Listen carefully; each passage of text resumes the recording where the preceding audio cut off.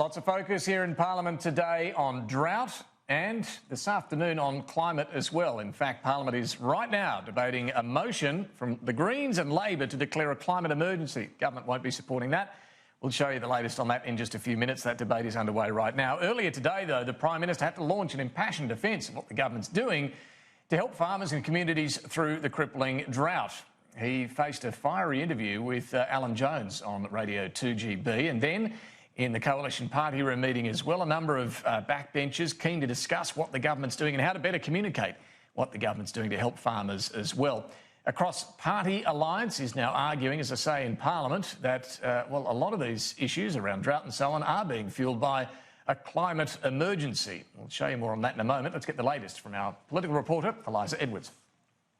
It was the $577 million announcement designed to defy the critics, the coalition joining forces with the New South Wales government on Sunday to commit to building a new reservoir near Tamworth and expand Wyangala Dam at Cowra. It's now been revealed half the money is being loaned out to the state and will need to be paid back, while another $75 million had already been announced 3 years ago. What we see is increasingly a pattern whereby the Prime Minister is loose with the truth. I was very clear.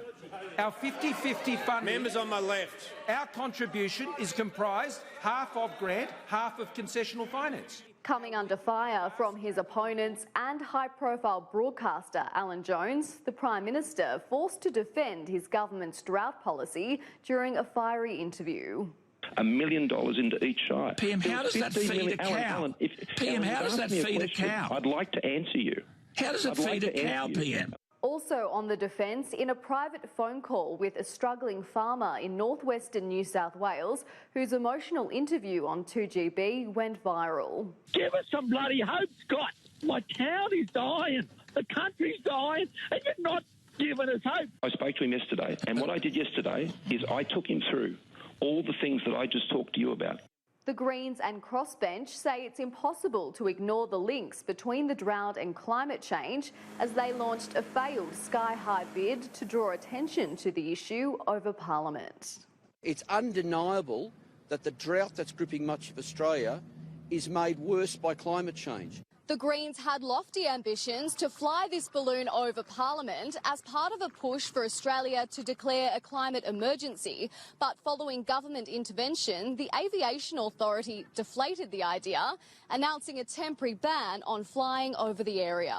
After discussions in Shadow Caucus, Labor MPs have resolved to support the motion declaring a climate emergency. The declaration will require Coalition MPs to cross the floor should it succeed.